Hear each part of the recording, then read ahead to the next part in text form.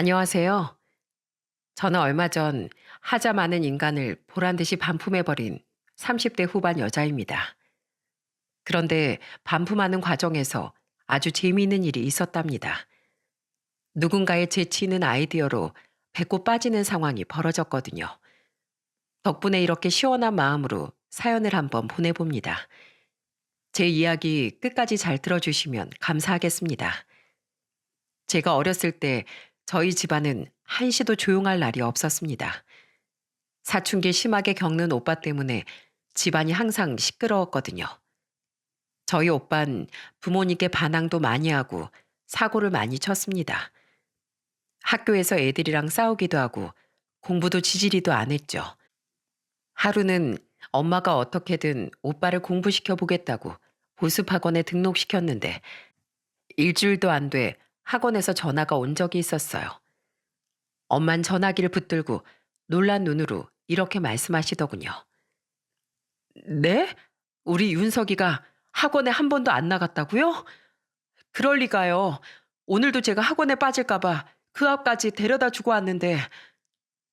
그리고 그날 밤 늦게서야 집에 돌아온 오빤 엄마한테 크게 혼났습니다. 윤석이 너 여태까지 학원에 한 번도 안 나갔다며. 너 자꾸 엄마 속 터지게 할래?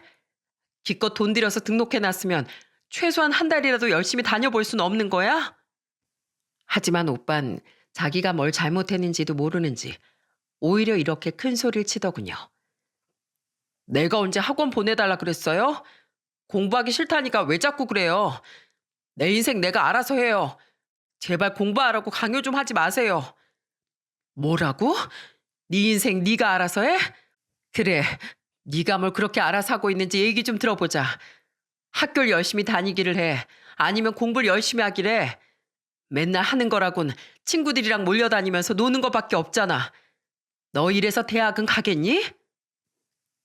하지만 오빤 아무리 부모님이 회초리를 들고 야단을 쳐도 계속 어긋나기만 했어요.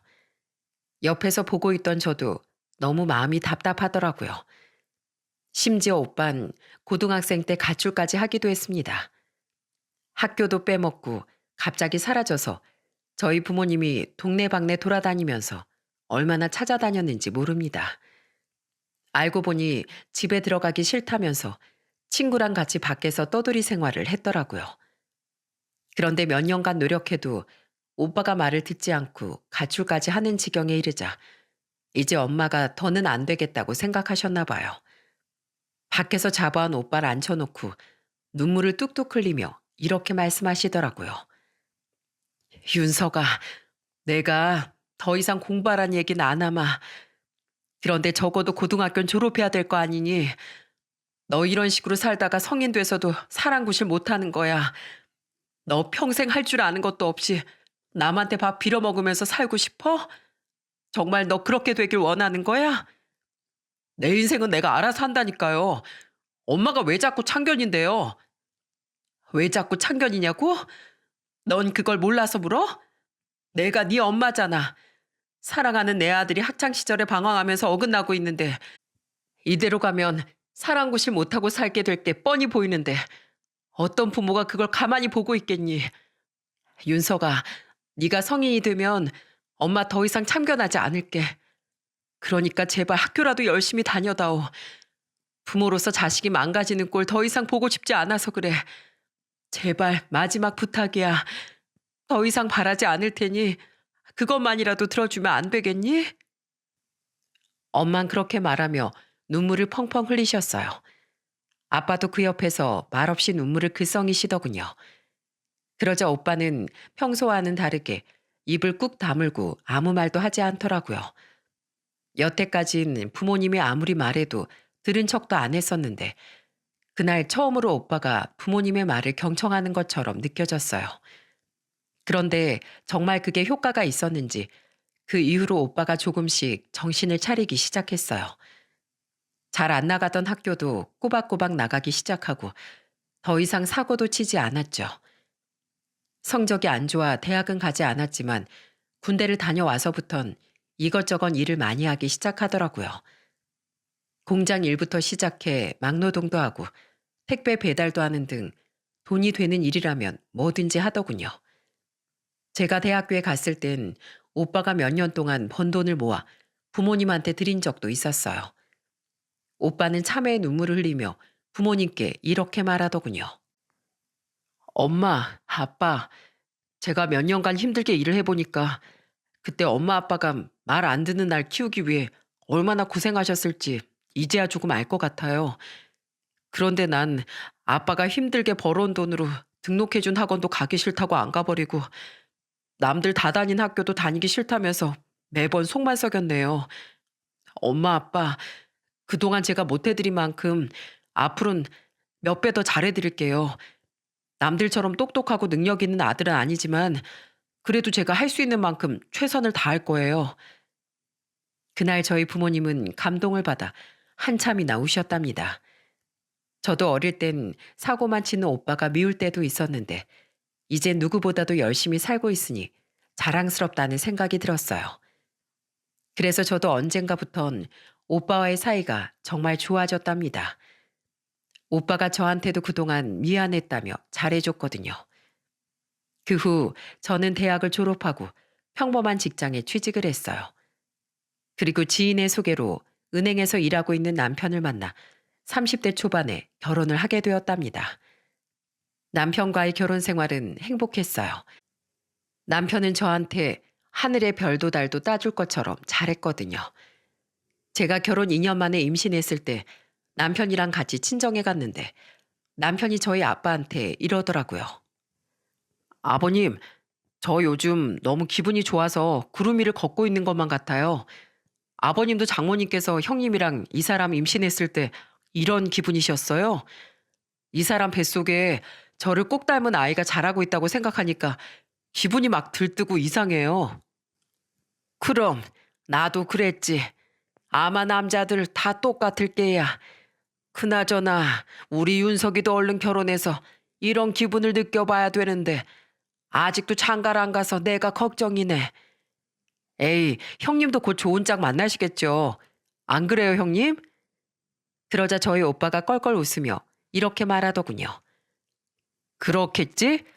우리 윤정이가 매제랑 이렇게 다정하게 지내는 거 보면 나도 정말 결혼하고 싶다는 생각이 든다니까. 그때까지만 해도 제 결혼 생활엔 아무런 문제가 없었어요. 오히려 행복만 가득한 시간들이었죠. 그런데 제가 첫째 아들을 낳고 2년 터울로 둘째 딸까지 낳게 되자 화목했던 결혼 생활에 점점 금이 가기 시작했어요. 큰애를 낳았을 때만 해도 애를 잘 봐주던 남편이 둘째를 낳고 나서부턴 육아에 관심도 없고 자꾸 밖으로만 놔두는 거예요.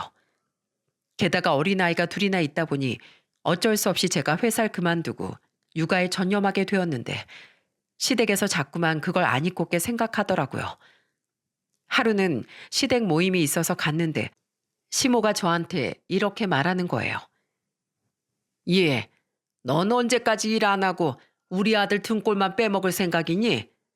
요즘엔 여자들도 일 욕심이 많아서 애 낳자마자 바로 복직한다는데 넌 언제까지 집에서 뒹굴거릴 거야? 어머님, 집에서 뒹굴거린다뇨.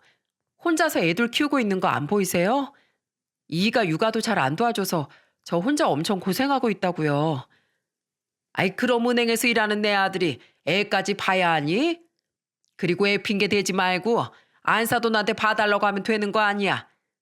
다른 집 며느리들은 다 친정에서 애 봐준다는데 안사돈은 그 정도도 못 해주신다니? 저희 엄만 일하고 계시잖아요.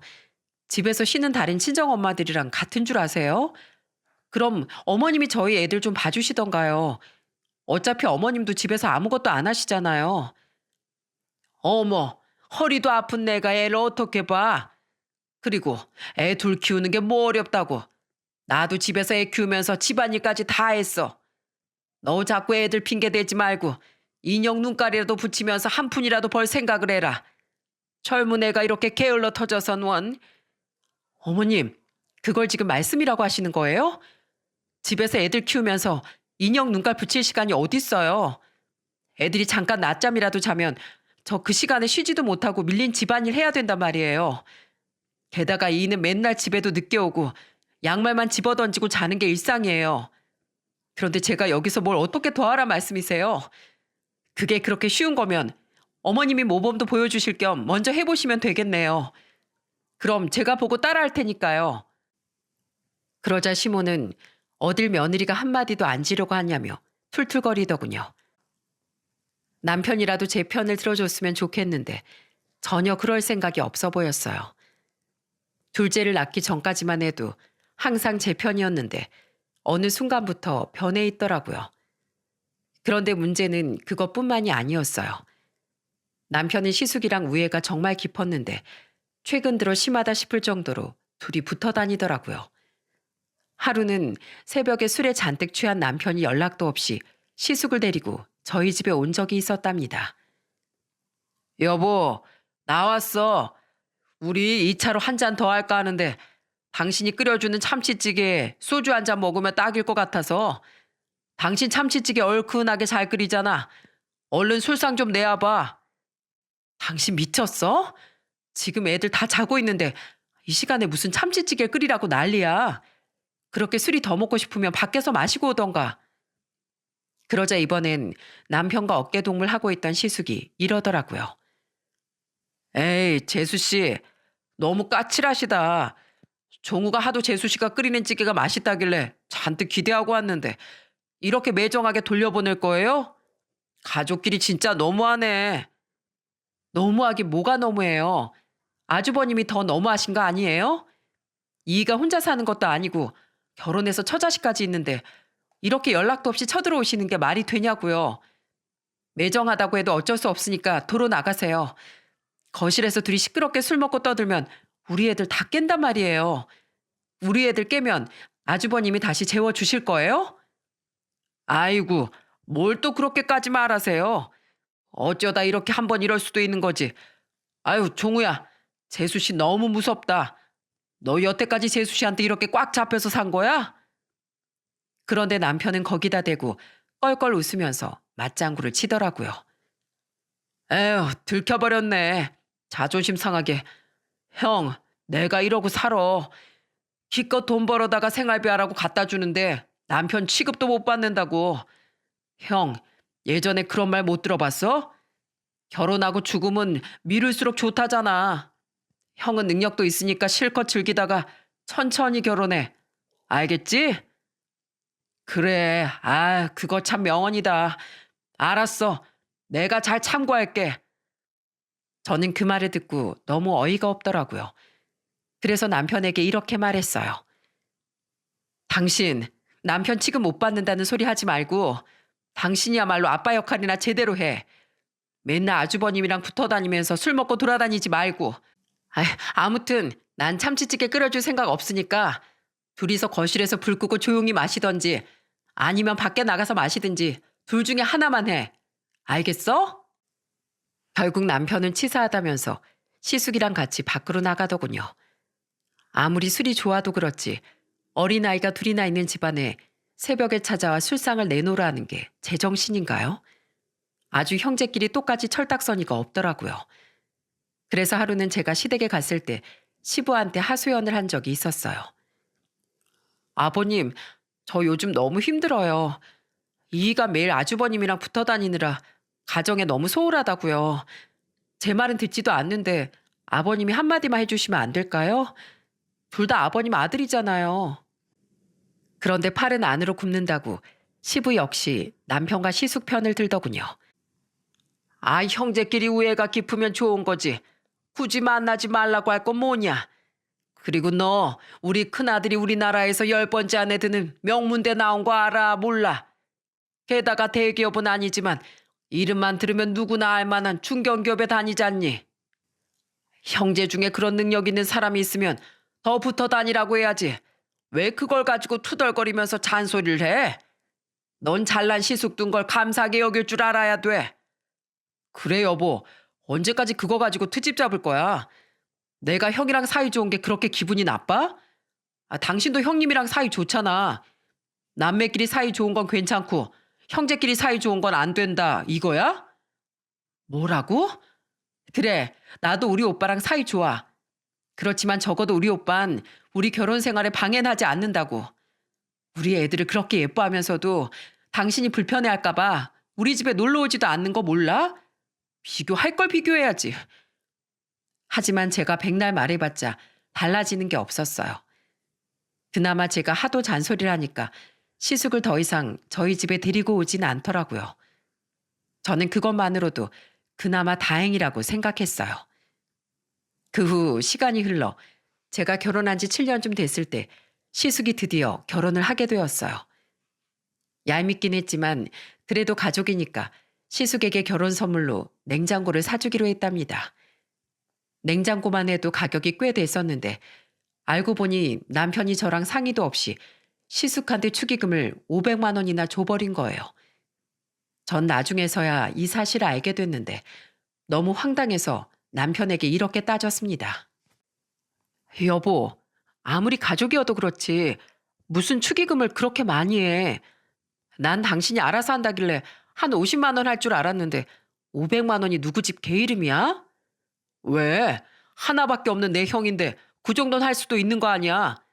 가족끼리 야박하게 왜 이래? 할 순 있지만 적어도 나하고 상의했었어야지.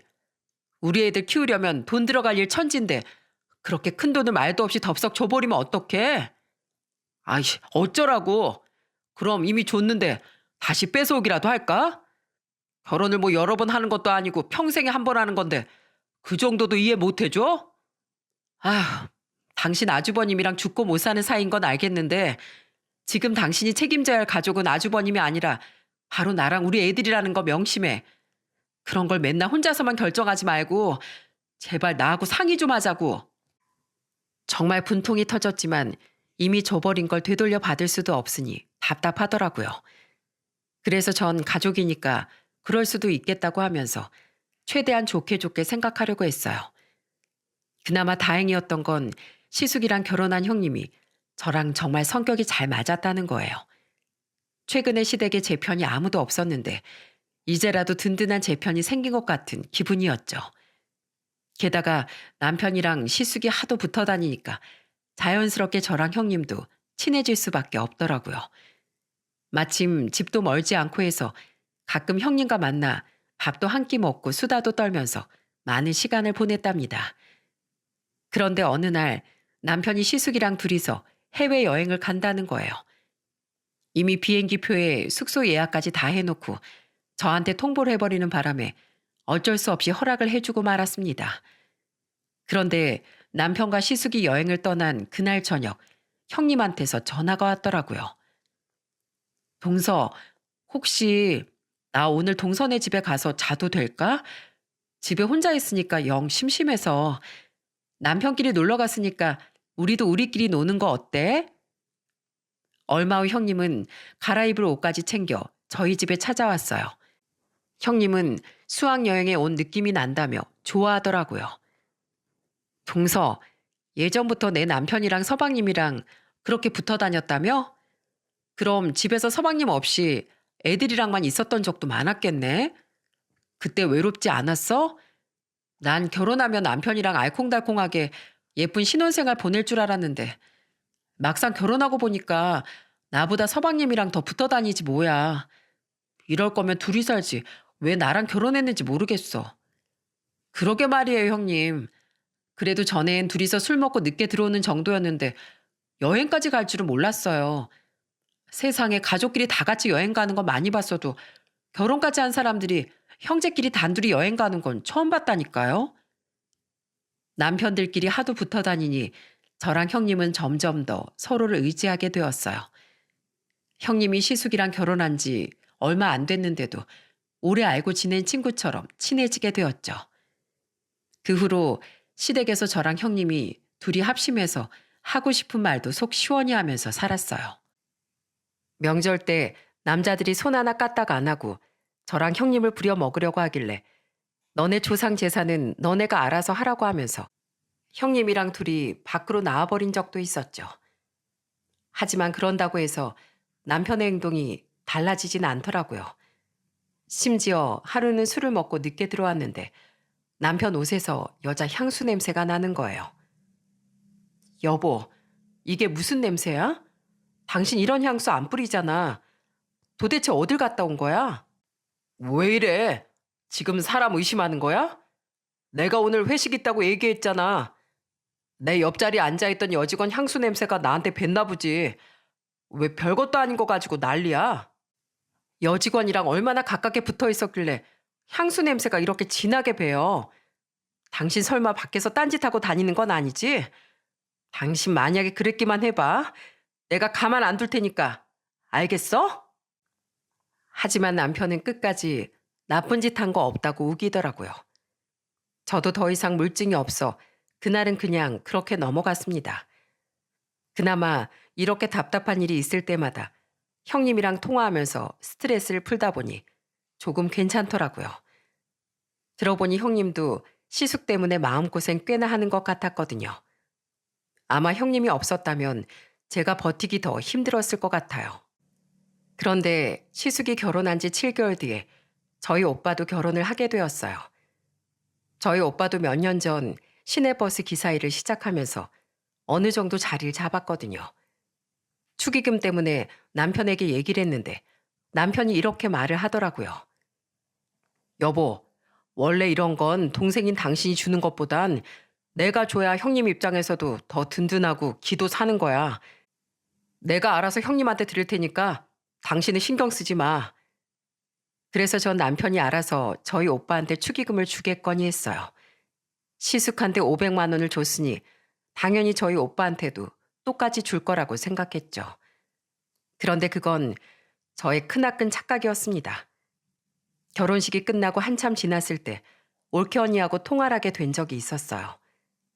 그런데 서로의 안부를 묻던 중 올케 언니가 저한테 이러는 겁니다. 아가씨, 요즘에 상황이 많이 힘들다면서요. 아무래도 애가 둘이라 들어가는 돈이 많은가 보네요. 네? 그게 무슨 말씀이세요? 상황이 힘들다뇨. 갑작스런 올케 언니의 말에 제가 무슨 소리냐고 묻자 이렇게 말하더군요. 네? 아니었어요? 사는 게 팍팍해서 저희 축의금 20만 원밖에 못 줘서 미안하다고 나머지 나중에 준다고 했다면서요. 그렇게 힘들면 그냥 안 줘도 되는데 괜히 무리하고 있는 거 아닌가 싶어서 걱정돼서 전화해봤죠. 저는 올케 언니의 말에 이게 무슨 일인가 싶었습니다. 사는 게 팍팍하다는 건 뭐고 축의금으로 20만 원을 줬다는 건 도대체 무슨 얘기인지 이해가 되지 않았어요. 그래서 저는 그날 남편이 퇴근하고 집에 오자마자 이렇게 따졌습니다. 당신, 도대체 이게 어떻게 된 일이야? 우리 오빠 결혼식 축의금으로 20만 원만 냈다며? 아주버님 결혼할 땐 500만 원이나 줬으면서 우리 오빠 결혼할 땐 왜 20만 원인데? 당신이 알아서 오빠한테 주겠다며. 그러자 남편은 깜짝 놀란 표정을 짓더니 뻔뻔스럽게 이렇게 말하더군요. 너네 오빠랑 우리 형이랑 같냐? 시내버스 운전이나 하는 너네 오빠한텐 500만 원은 사치야. 사람이 분수에 맞게 받을 줄 알아야지. 그럼 명문대 나와서 이름 있는 중견기업 다니는 우리 형이랑 똑같이 줄 줄 알았어? 뭐라고? 당신 지금 그걸 말이라고 해? 무슨 가족 축의금을 내면서 직업까지 따져. 우리 오빠가 그렇게 만만해? 사람을 무시해도 유분수지. 치사하게 왜 돈으로 차별하냐고. 아이 어쩌라고. 아이 그럼 내가 없는 돈을 만들어서라도 주리? 5만 원도 아니고 20만 원이면 충분하잖아. 결혼식으로 장사하는 것도 아니고 뭘 그런 거 가지고 그래? 20만 원이면 충분하다고? 그럼 아주버님 결혼할 때 왜 나한테 상의도 없이 500만 원이나 줬는데? 그리고 돈이 없긴 왜 없어? 당신도 돈 벌고 나도 얼마 전부턴 직장 다니고 있는데 돈이 없긴 왜 없냐고. 당신도 어디 이상한 데 돈 쓴 거 아니야? 그래, 썼다. 카드값이 많이 나와서 그거 메꾸느라 썼는데 왜? 내가 내 돈 마음대로 쓰겠다는데 당신이 무슨 상관이야?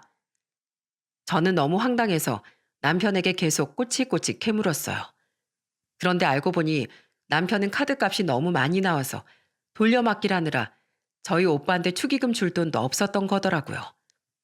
게다가 저희 오빠한텐 안 좋은 상황이 있다고 핑계를 대면서 나머지 돈은 나중에 천천히 주겠다고 했다네요. 게다가 제가 걱정한다면서 저한테 말하지 말라고 당부까지 했다는 거예요.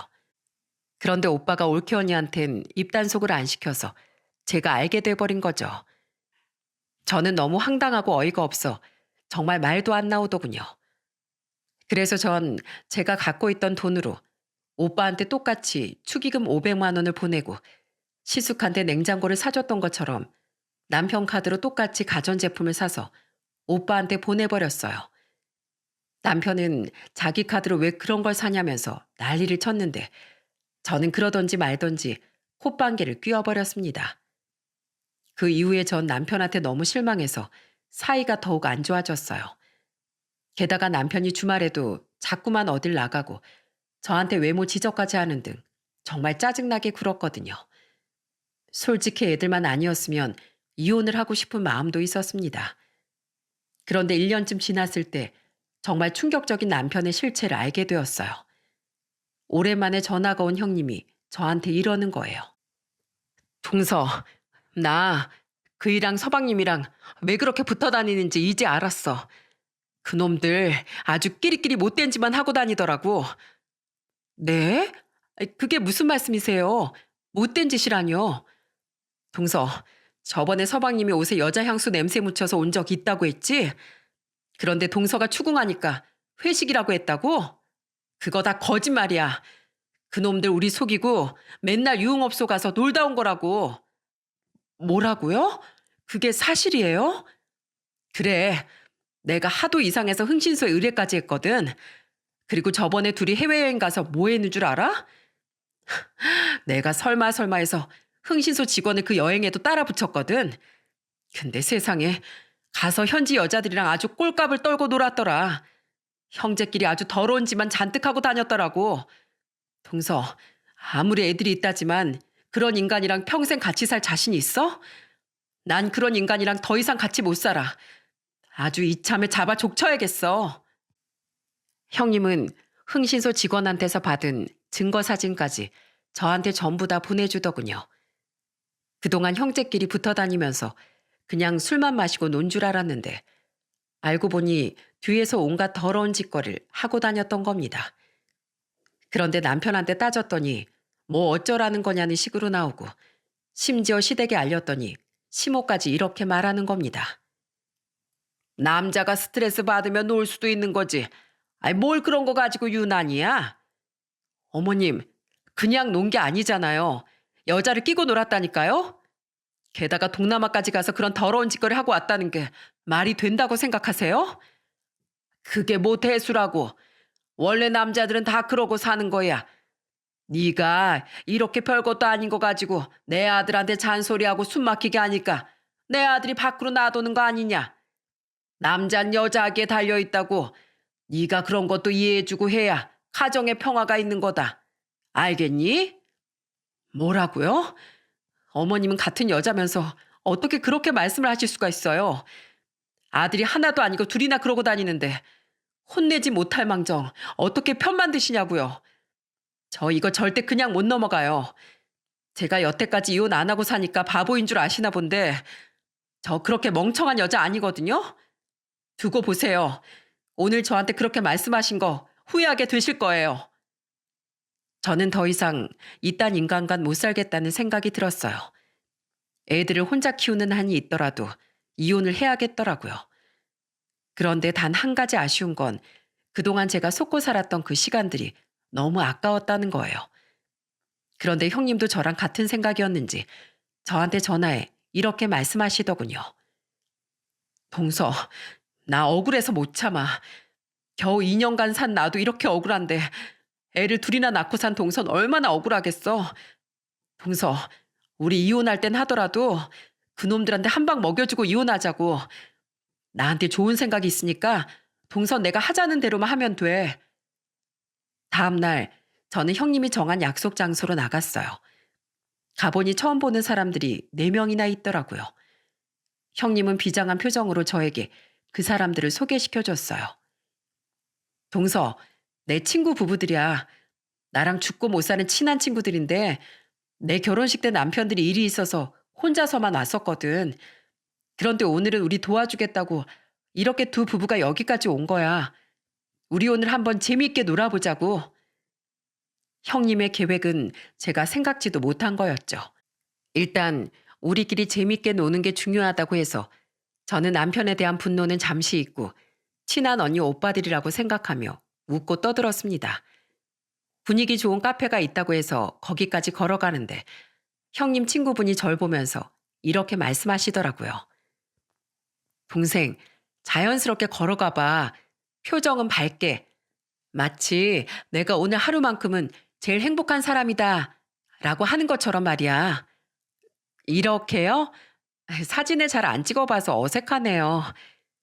어색하다면서 사진빨 엄청 잘 봤는데?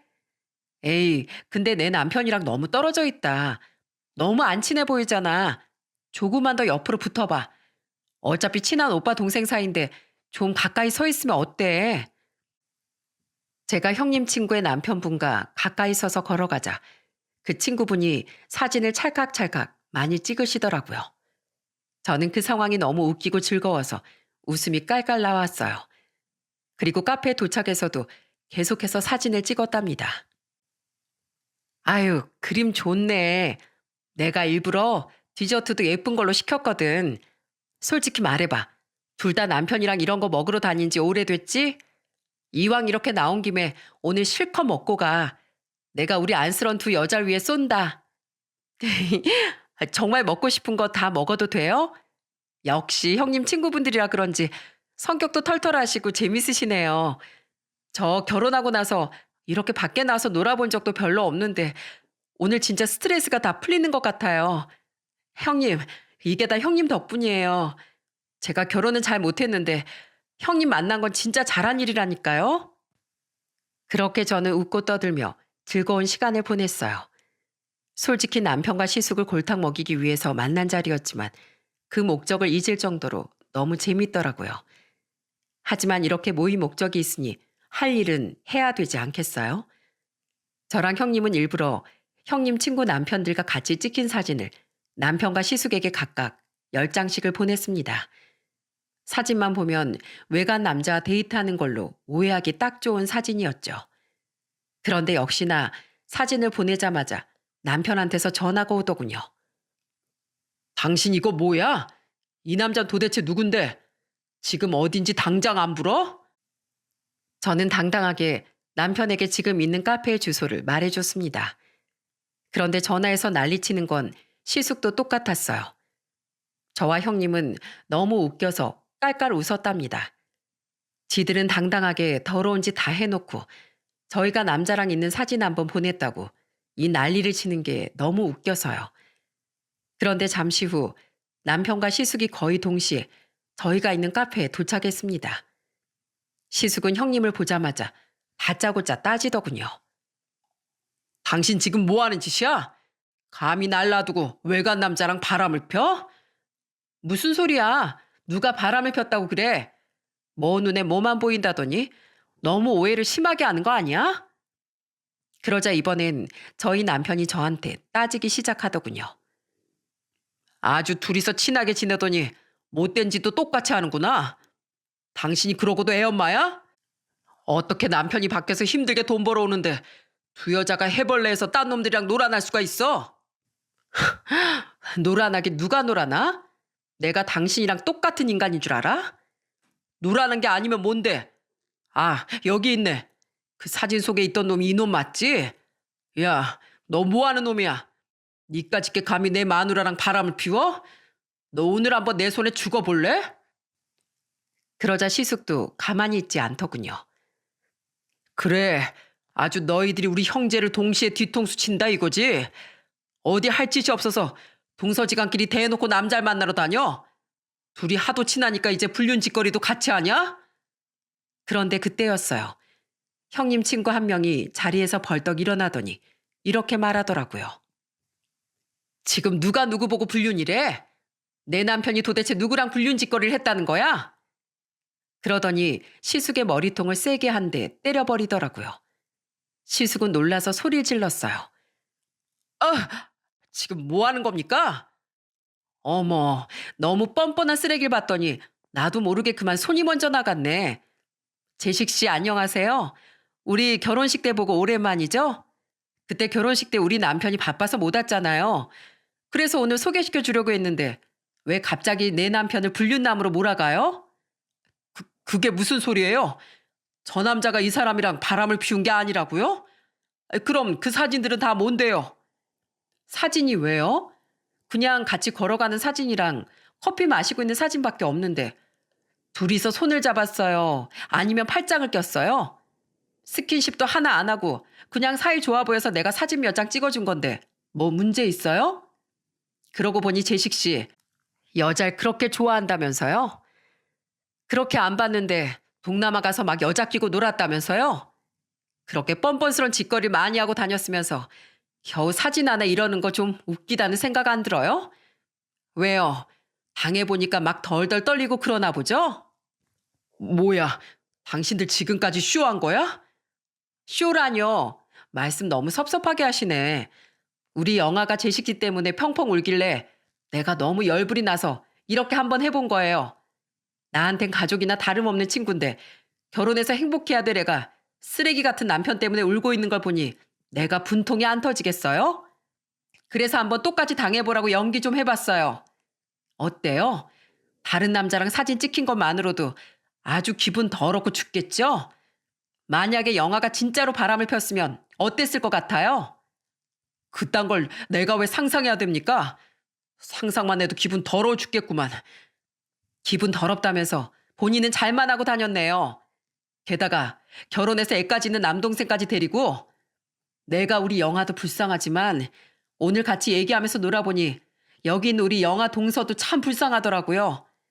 9년 동안 결혼 생활하면서 애까지 둘이나 낳았는데 남편이란 놈이 형이랑 붙어 다니면서 온갖 더러운 짓거리나 하고 다니고 이거 완전 속아서 인생 망친 거나 마찬가지잖아요. 안 그래요? 이봐요. 재식 씨 동생분. 입이 있으면 말을 좀 해보세요. 그러자 남편이 얼굴이 시뻘개져선 이렇게 소리를 치더군요. 그래서 지금 저랑 형 골탕 먹이려고 이렇게 여럿이서 짜고 연기를 했다 이겁니까? 진짜 할 짓도 더럽게 없나 보네요. 남의 가정일에 신경 쓰지 말고 당신들 남편이나 간수 잘해요. 뭐 저 사람들은 깨끗할 줄 알아요? 내가 같은 남자로서 얘기하는데 분명히 뒤에서 딴짓하고 다닐걸요? 누가 보면 지들은 털어서 먼지 하나 안 나온 줄 알겠네.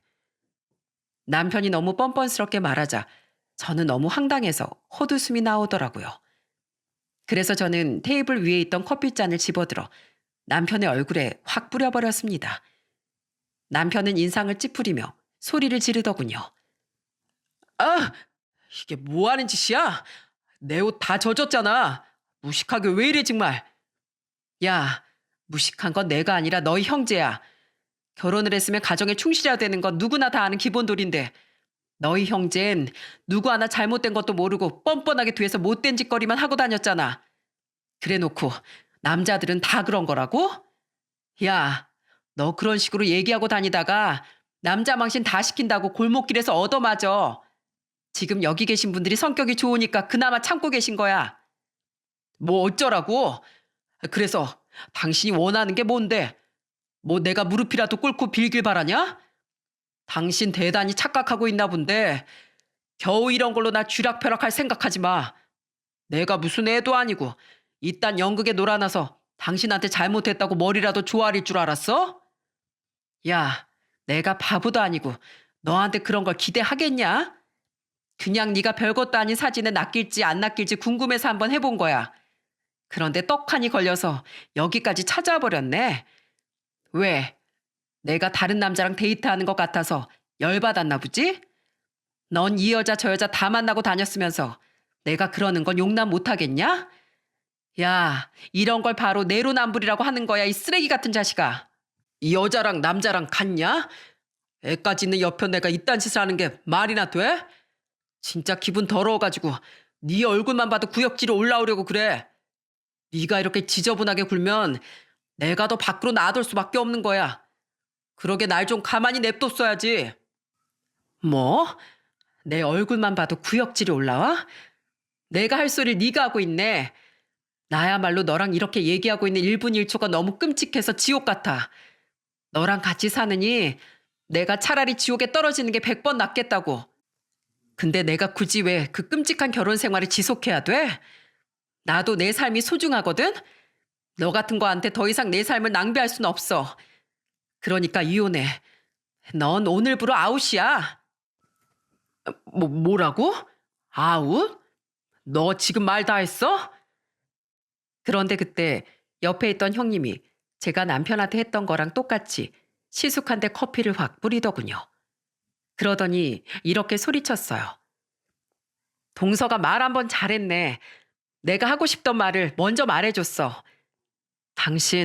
당신도 나한테 아웃이야. 앞으로 형제끼리 실컷 붙어 다녀. 남의 인생 망치지 말고. 알겠어? 뭐야, 이것들이 지금 뭐 하자는 거야? 뭐긴 뭐야. 이혼하겠다고 선언하는 거 아니야. 멍청해서 이 말도 못 알아들어? 형제끼리 그렇게 우애가 깊어서 뭐든지 다 같이 하고 다니더니 이젠 이혼도 같이 하게 생겼네. 아주 대단한 우애 납셨다. 그러자 남편과 시숙은 소리를 지르며 마구 저희한테 달려들더군요. 하지만 저희 쪽은 사람이 6명인데 당할 수나 있겠어요? 그 둘은 얼마 안 가 카페 밖으로 쫓겨나 버렸습니다. 그렇게 뻔뻔스럽게 굴더니 두 형제가 창피한 꼴 당하는 걸 보고 아주 고소하더라고요. 그 이후 저랑 형님은 이혼을 하게 되었어요. 세상에 두 며느리가 동시에 이혼 청구하는 집안은 아마 저희 시댁이 처음일걸요. 아들 둘을 똑같이 개처럼 키웠으니 이런 꼴을 당하는 거죠. 그런데 시모는 저랑 형님한테 끝까지 매달리더라고요. 며느리 동시에 둘이나 잃어서 쪽팔리다면서요. 그래서 저는 시모에게 이렇게 말해줬어요. 며느리 동시에 둘이나 잃어서 쪽팔린 게 아니라 아들을 둘이나 개차반으로 키운 걸 쪽팔리게 여겨야죠. 그나마 제가 9년 동안이나 참고 산 걸 감사하게 생각하세요. 시모는 계속해서 저에게 이혼을 제발 취소해달라고 했지만 전 절대 그럴 수 없었습니다. 제가 미쳤다고 그딴 놈이랑 계속 같이 사나요? 우리 애들을 위해서라도 그런 인간은 없는 게 100번 낫잖아요. 그런데 제가 이혼하고 나자 저희 오빠가 이렇게 말하더군요. 윤정아, 그동안 정말 고생 많았다. 매제가 그런 사람인 줄은 몰랐는데 너한테서 얘기 듣고 나도 정말 충격이었어. 나한테 사정이 안 좋아서 축의금을 20만 원만 준다고 했을 때도 당연히 그럴 만한 사정이 있어서 그런 거라고 생각했는데 날 무시해서 그런 거였다니 정말 기도 안 차더구나. 윤정아, 요즘엔 이혼이 흠이 아닌 거 알지? 넌 어릴 때부터 씩씩하게 뭐든지 잘하는 애였으니까 그딴 놈 없이도 애들 잘 키우면서 잘 살 수 있을 거야. 그리고 난 항상 네 편이니까 언제든지 힘든 일 있으면 얘기해. 내가 다른 일 제쳐두고서라도 꼭 도와줄 테니까. 저는 오빠의 따뜻한 말 한마디에 저도 모르게 눈물을 흘리고 말았어요. 그동안 전 남편 때문에 마음고생이 많았는데 이제야 전부 제자리를 찾아간 것 같다는 생각이 들더라고요. 그 이후 형님하고는 가끔씩 연락을 하고 지냈습니다. 형님이 흥신소통해 수집해준 증거 덕분에 이혼도 쉽게 할 수 있었고 형님 친구분들까지 대동해서 시원하게 복수할 수 있었잖아요. 형님이 없었다면 아마 전 억울한 결혼 생활을 쉽게 끝내지 못했을지도 모릅니다. 그런데 이혼한 지 1년 반쯤 됐을 때 갑자기 전 남편한테서 연락이 왔어요. 그렇게 뻔뻔하던 사람이 울먹거리는 목소리로 저한테 이러더군요. 여보, 난 너무 외로워. 솔직히 당신이랑 이혼하고 나서 처음엔 너무 자유롭고 좋았는데 시간이 지날수록 너무 쓸쓸하더라고. 그래도 우리가 9년 동안이나 같이 살았잖아. 당신도 없고 애들도 없으니까 그 빈자리가 너무 큰 것 같아. 그래서 말인데 나 이제 정신 차렸으니까 우리 다시 합치면 안 될까? 나 이제 정말로 딴짓 안 하고 당신한테만 충실하겠다고 약속할게. 약속은 개뿔. 내가 미쳤다고 너랑 다시 합치냐? 그리고 너 지금 그 쓸쓸하다고 하는 거 진짜 웃긴 거 알아? 그동안 이 여자 저 여자 다 만나고 다녔으면서 쓸쓸하게 뭐가 쓸쓸해? 원래 하던 것처럼 네 단짝인 형이랑 붙어 다니면서 여자 끼고 놀면 되잖아. 그것도 하루 이틀이지. 나 이제 그런 거 안 해. 예전에 형이랑 붙어 다니니까 좋았는데 계속 그러다 보니까 돈만 펑펑 쓰게 되고 미래가 없다는 느낌이 들어. 나도 다른 집 남편들처럼 열심히 일해서 번 돈으로 저축도 하고 애들도 번듯하게 키우고 싶어. 형이랑 있으면 무슨 오늘만 살고 죽을 것처럼 유흥에 전부 다 탕진하게 된단 말이야. 이걸 진작에 깨달았어야 되는데 이제서야 깨달아서 너무 미안해. 나 진짜 정신 차렸으니까 제발 나 좀 받아주면 안 될까? 나 이젠 정말 제대로 사람답게 살고 싶어. 그러게 있을 때 잘하지 그랬니? 내가 몇 번이나 형이랑 붙어 다니지 말고 가정에 좀 신경 쓰라고 입이 마르도록 얘기했지? 그때 내 말 다 무시하더니 이제 와서 외롭고 돈 떨어지니까 나더러 받아달라고? 내가 무슨 호구인 줄 아니? 그렇게 외로우면 어디 술집 여자 하나 데리고 살던지. 당신 하도 술집 들락날락거리니까 단골로 찾는 여자도 있을 거 아니야. 그 여자한테 가서 한번 말해봐. 나 외로우니까 마누라 역할 좀 해달라고. 하긴 그 여자들도 돈 많은 남자 물고 싶지. 당신처럼 유흥에 돈 다 탕진해서 모아둔 돈도 없는 인간을 물고 싶겠어? 아휴, 너 같은 거하고 잠깐이나마 같이 살았던 내 인생이 너무 아깝다. 나 다신 너 같은 놈한테 내 인생 허비하고 싶지 않으니까 앞으로 나한테 전화할 생각하지 마. 네가 아무리 울고불고 붙잡아도 소용없어. 내가 죽었다 깨나도 너랑 합칠 일은 없으니까 절대 기대하지 말라고. 알겠어? 전 그렇게 말하고선 전화를 확 끊어버렸어요. 전에는 그렇게 자기 살고 싶은 대로 멋대로 살더니 이제 와서 후회하는 척하는 게 너무 어이가 없더라고요. 세상에 살다 살다 이렇게 뻔뻔한 인간은 처음 보네요. 그 후에 형님하고 한 번 더 통화할 일이 있었는데 시숙은 아직도 그 방탕한 생활을 계속 즐기고 있는지 형님한테 연락 한 번 없었다고 하더군요. 아마 평생 그렇게 살다가 외롭게 늙어 죽겠죠. 우리나라 속담 중에 형 보니 아우라는 속담 아시나요? 형을 보면 그 아우도 짐작할 수 있다는 뜻이에요. 한 배에서 나왔어도 서로 성격이 다른 형제들도 많지만 제 전 남편과 전 시숙은 쓰레기짓 하는 게 아주 쌍둥이 수준으로 똑같은 것 같아요. 동생한테 그런 못된 짓을 같이 하자고 꼬드기는 건 시숙도 문제고 옳다구나 하고 따라다니는 전 남편도 정말 문제가 많은 것 같습니다. 그런 놈들은 괜히 남의 집 귀한 딸들 인생 망치지 말고 평생 혼자 살다 갔으면 좋겠네요. 여러분, 그럼 전 여기에서 제 이야기를 마쳐야 할 것 같아요. 제 이야기를 들어주신 모든 분들에게 항상 좋은 일만 가득하길 바랄게요. 끝까지 들어주셔서 정말 감사합니다.